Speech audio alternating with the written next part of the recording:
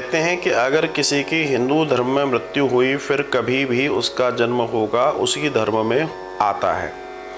मुस्लिम में किसी की हुई तो जिस धर्म में जिसकी होती है कहते हैं उसी धर्म में आता है, या फिर चेंज होता रहता है? प्लीज़ बताएं। जीवन मरण और आत्मा की यात्रा का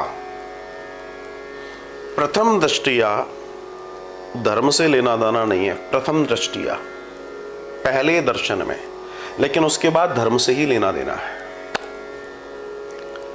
आपने दो बातें कही, हिंदू धर्म और फिर आपने मुस्लिम पंथ की भी बात करी। हिंदू और मुस्लिम में एक बड़ा अंतर है, बहुत बड़ा अंतर है। पहले तो ये समझें, हिंदू दर्शन नए जन्म, पुनर्जन्म में विश्वास करता है और पुनर्जन्म होता है, इसके प्रमाण हमारे पास हैं। हिंदू धर्म में जीवन जन्म मरण के परे मुक्ति प्राप्ति की बात करता है। हमारे यहां आत्मा की मुक्ति की चर्चा है। बहुत ध्यान से समझिएगा सभी भाई बहन मेरी बात को, बहुत कॉन्फ्लिक्ट है इस बात को लेकर लोगों को, तो यहां समझिए। तो हिंदू मान्यताओं में, हिंदू धर्म में मुक्ति की चर्चा है। मतलब आप अपने कर्म के अनुसार अपनी चीज़ों को डिज़ाइन कर सकते हैं और आप मुक्त भी हो सकते हैं। लेकिन जितने दफनाने वाले पंथ हैं, चाहे वो क्रिश्चियन हो, चाहे वो मुस्लिम हो, इनमें मुक्ति की चर्चा नहीं है और ना इनमें पुनर्जन्म की चर्चा है। बहुत ध्यान से समझिएगा इस बात को। ना इनमें मुक्ति की चर्चा है, ना पुनर्जन्म की चर्चा। आप कहेंगे कैसे? प्रमाण देता हूं। जो इस्लामिक कल्चर है या जो क्रिश्चियनिटी है, उसमें जिस दर्शन की चर्चा आती है उसमें व्यक्ति को दफना दिया जाता है, और जब व्यक्ति को दफनाया जाता है तो कुरान शरीफ के मुताबिक या बाइबल के मुताबिक एक समय ऐसा आएगा कि वे जितने दफनाए गए हैं उन सबको जिंदा कर दिया जाएगा। मेरी पूरी बात को ध्यान से समझिएगा और किसी भी चीज को मजाक में नहीं ले सकते, इसके पीछे के तथ्य समझिएगा।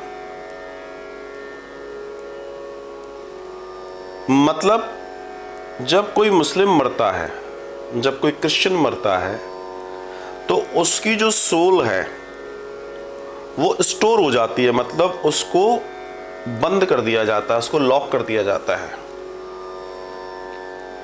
वो आगे गति नहीं कर सकती, क्योंकि उसको ये बोल दिया गया है कि एक दिन कयामत आएगी और तुम्हें तुम्हारा वही शरीर मिलेगा जो तुम्हारा था। तुम्हें जिंदा कर दिया जाएगा और तुम सब जन्नत जाओगे। राइट? अब ये किसी ने देखा नहीं, इसलिए वहां पर पुनर्जन्म नहीं होता, क्योंकि आत्मा आगे गमन ही नहीं कर रही, इसलिए पुनर्जन्म नहीं होता। हिंदू सनातन कल्चर का जो दर्शन है उसमें पुनर्जन्म है। क्यों? क्योंकि हमारे यहाँ का जो संस्कार है वो बहुत साइंटिफिकल दर्शन में जाता है। कैसे? हमारा जो पंचभूत से बना हुआ ये शरीर है, पृथ्वी जल वायु आकाश अग्नि से ये शरीर बना है और पांच भूत का ये जगत है। तो जब हमारे यहाँ किसी व्यक्ति के द्वारा किसी की मृत्यु हुई, राइट, तो उसको पांच भूत में मिलाया जाता है। जैसे हम इकट्ठे हुए थे शरीर के रूप में, शरीर को वापस जब गया तो वापस पानी पानी में, अग्नि अग्नि में, वायु वायु में, अग्नि मतलब ये सारी चीजें, पृथ्वी पृथ्वी में, सब चला जाता है। ये जो क्रिया है, ये क्रिया है वो क्रिया कि हम प्रकृति से आए और प्रकृति में वापस उस अपने अपने पार्ट में वापस मिला दिए गए। उसके बाद कर्मकांड और व्यक्ति के आगे आगे दर्शन। अब जैसे हमारे यहाँ अभी जैसे हम गया जी में रहेंगे 17 से 2 अक्टूबर तक, गया क्या है? मुक्ति का द्वार है। गया मुक्ति का द्वार है। वहां जाके मुक्त होके वे आगे की यात्रा कर जाते हैं, देवलोक आदि इत्यादि में चले जाते हैं। लेकिन मुस्लिम और क्रिश्चियन में ऐसा नहीं होता, कोई यात्रा ही नहीं है। आप मरे, आपकी आत्मा को लिया और लॉक कर दिया।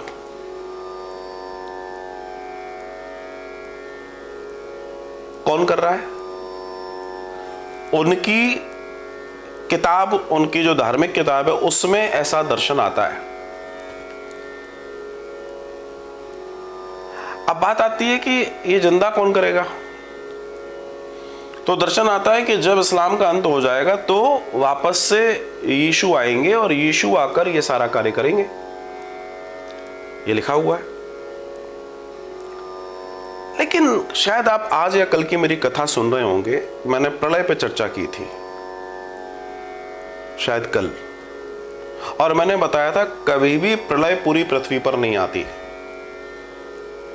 पार्ट पार्ट में आती है। दोनों में बड़ा अंतर है,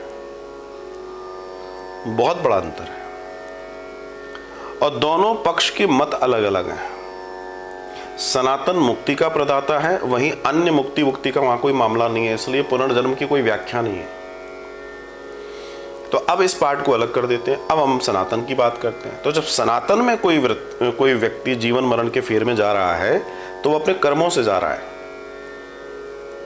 अगर आप अगला जन्म ले रहे हैं तो निश्चित आपको मनुष्य का जन्म मिलेगा, आपको सनातन मिलेगा, क्योंकि आपके पीछे के जो जीन्स हैं उनमें वो गुण हैं। आत्मा में भी वही गुण, क्योंकि आत्मा जब नए शरीर में जा रही है तो उन गुणों को लेके जा रही है, उन धर्म को लेके जा रही है, तो आपको आपकी चीजें मिलेंगी। लेकिन वहीं कोई अगर ऐसा व्यक्ति है, मैं आपको बहुत शोध करके बता रहा हूं, कि अगर मान लीजिए कोई हिंदू है और अगर वो हिंदू कब्रों को पूजने लगेगा, कब्रों को, अगर कोई हिंदू कब्रों को पूजने लगे या साईं बाबा टाइप पूजा करने लगे, तो उसकी भी सोल लॉक हो जाएगी, आगे गति नहीं करेगी, क्योंकि वो पूजाएं इस्लामिक पूजाएं हैं, क्रिश्चियन वाली पूजाएं हैं। अगर आप इस तरह की पूजा में जाएंगे तो आपकी भी जो सोल है वो हार्वेस्ट कर ली जाएगी उसके द्वारा, जो उनका तथाकथित जो भी है उसके द्वारा। तो ये मामला मुक्ति और नॉन मुक्ति का है। तो सनातन का जो दर्शन है वो मुक्ति प्रदाता है, मतलब आप आवागमन से भी मुक्त हो सकते हैं। अगर आप प्रॉपर मुक्ति में चले जाएं तो आवागमन से भी मुक्त हो सकते हैं, आपको आने की जरूरत नहीं है।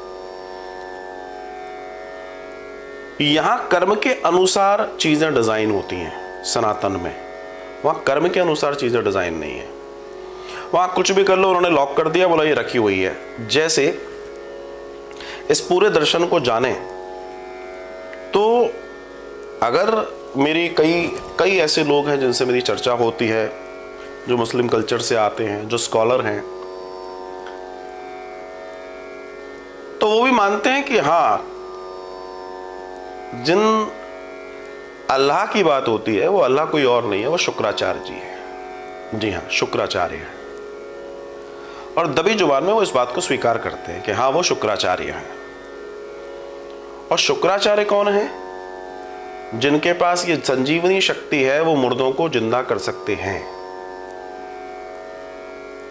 He is that particular almighty God for them, जो ये कह रहा है कि मैं मुर्दों को जिंदा कर दूंगा, क्योंकि उनके पास वो शक्ति है।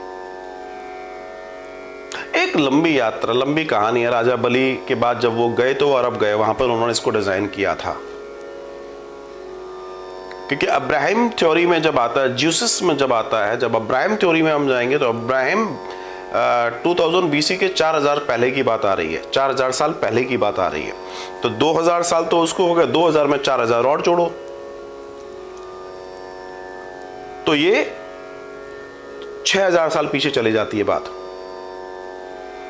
तब शुक्राचार्य जी को भगाया गया था यहां से। एक बड़ी इंटरेस्टिंग स्टोरी है, लेकिन इस पर बहुत ज्यादा चर्चा करें उससे बेहतर हम पॉइंट पर लौट आए। तो वो कोई और नहीं, वो शुक्राचार्य है। इसलिए वहाँ सब कुछ उसी हिसाब से डिज़ाइन है। और अब जैसे एक शब्द है नमाज, ये नमाज अरबी शब्द नहीं है। नमाज शब्द जो है वो संस्कृत का शब्द है। नमा धन अज, अज बोलते हैं भगवान को, भगवान को नमन इति नमाज। जी हाँ, डिक्शनरी में ढूंढिएगा। सऊदी अरेबिया में नमाज शब्द उपयोग नहीं आता, सिर्फ भारत कॉन्टिनेंटल में इसको यूज किया जाता है। इंडियन कॉन्टिनेंटल का जो हिस्सा है इसमें लोग नमाज कहते हैं, संस्कृत शब्द है। तो जिस मुक्ति की आप बात कर रही हैं, जिस नए शरीर की आप बात कर रही हैं, नया शरीर भी सनातन में ही मिलता है, कहीं और नहीं मिलता। वहां थ्योरी ही नहीं है इस बात की, वहां इस बात की कोई थ्योरी नहीं है। अब लोग कहते हैं थ्योरी नहीं है। अब मैं यहाँ कुछ आपको स्टोरीज देता हूं जिसमें थ्योरी फेल हो जाती है। थ्योरी कैसे फेल होती है, आइए इस पर चर्चा करते हैं। ऐसी कई सारी स्टोरीज हैं जिसमें चाहे वो मुस्लिम रहे हों, चाहे वो क्रिश्चियन रहे हैं, कई सारी सोल्स जो आत्माएं हैं उन्होंने अपनी बात कही है, वो लोग उन्होंने अपने एक्टिविटीज़ बताई गई हैं उनके द्वारा। तो जब ऐसा है तो वो भटक क्यों नहीं है? अगर ऐसा है तो वो भटक क्यों नहीं है? तो वो तब होता है जब उनका लिंक किसी सनातनी परंपरा से हो जाता है। जैसे मैंने कहा, अगर कब्रों को पूजोगे तो तुम भी लॉक हो जाओगे, तुम्हारी गति नहीं होगी। लेकिन अगर कोई ऐसा व्यक्ति है जिनके यहाँ कब्रों को पूजते हैं लेकिन वो कब्रों को ना पूज के देवताओं को पूजने लगे, तो वो उसकी धारा बदल जाएगी, वो मुक्त होने लगेगा। So it's a matter of process. आप और हम किस प्रोसेस में जा रहे हैं, वो प्रोसेस बहुत वैल्यू करता है।